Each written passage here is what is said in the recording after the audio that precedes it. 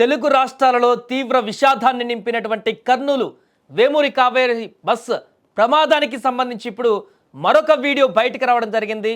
ఈ వీడియో ప్రకారం అసలు ఈ ప్రమాదానికి సంబంధించిన పూర్తి వివరాలు బయటకు వచ్చేటువంటి విధంగా ఈ విజువల్ మనకు కనపడుతుంది. ఇప్పటివరకు వచ్చినటువంటి అన్ని వీడియోలతో పోలిస్తే ఇది చాలా క్లియర్గా అక్కడ ఏం జరిగింది, ఏం జరగబోతుంది అనేది కూడా ఆ సీసీ ఫుటేజ్లో మనకు స్పష్టంగా కనిపిస్తుంది.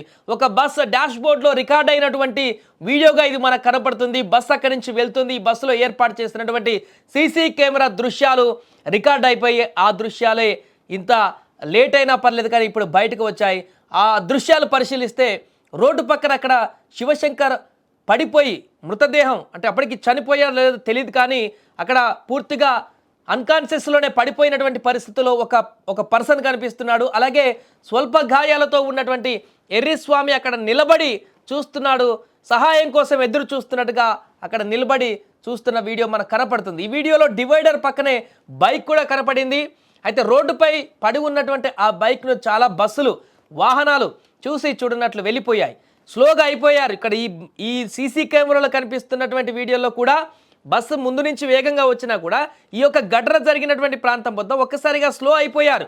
ఒకవైపు వర్షం పడుతుంది, మరొక వైపు రోడ్డు పైన బైక్ ఉంది. లెఫ్ట్ సైడ్లో వారిద్దరు ఎర్రిస్వామి నిలబడి ఉన్నాడు, ఇంకొక వ్యక్తి పూర్తిగా ప్రాణాపాయ స్థితిలో ఉన్నాడు. అంటే చూసే వాళ్ళకి చనిపోయిన విషయం తెలియదు కాబట్టి ప్రాణాపాయ స్థితిలో ఉన్నాడు అనుకోండి. అన్కాన్షియస్లో పడిపోయాడు. అక్కడ అతను హెల్ప్ కోసం నిలబడ్డాడు ఎర్రిస్వామి. బస్సు కూడా ఇక్కడ స్లో అవ్వాల్సిన పరిస్థితి వచ్చింది, ఎందుకంటే రోడ్ అంతా కూడా స్పీడ్గా వెళ్ళడానికి లేదు. ఇటువైపు ఇద్దరు వ్యక్తులు ఉన్నారు, అటువంటి బైక్ ఉంది కాబట్టి స్లోగా ఆగి వెళ్తున్నటువంటి దృశ్యాలు ఈ సీసీ కెమెరాలకు కనిపిస్తున్నాయి. కానీ అంత స్లో అయినటువంటి బస్సు స్లో అయ్యింది కానీ కనీసం అక్కడ ఉన్న కండక్టర్ కానీ పక్కన ఉన్నటువంటి వారు కానీ దిగా వ్యక్తితో మాట్లాడేటువంటి ప్రయత్నం చేయలేదు. రోడ్డు మీద ఉన్నటువంటి బైక్ను తీసేటువంటి ప్రయత్నం కూడా చేయలేదు. దీంతో ఇంత భారీ ప్రమాదం చోటు చేసుకున్నట్టుగా మనకు కనపడుతుంది. చాలా స్పష్టంగా ఆ విజువల్లో కనపడుతుంది. మనం చూడొచ్చు, ఎర్రిస్వామి నిలబడి చూస్తున్నాడు, ఏం చేయాలో దిక్కుతోచని స్థితిలో ఆ వ్యక్తి చూస్తున్నాడు. అక్కడ బైకు రైట్ సైడ్ పడిపోయింది.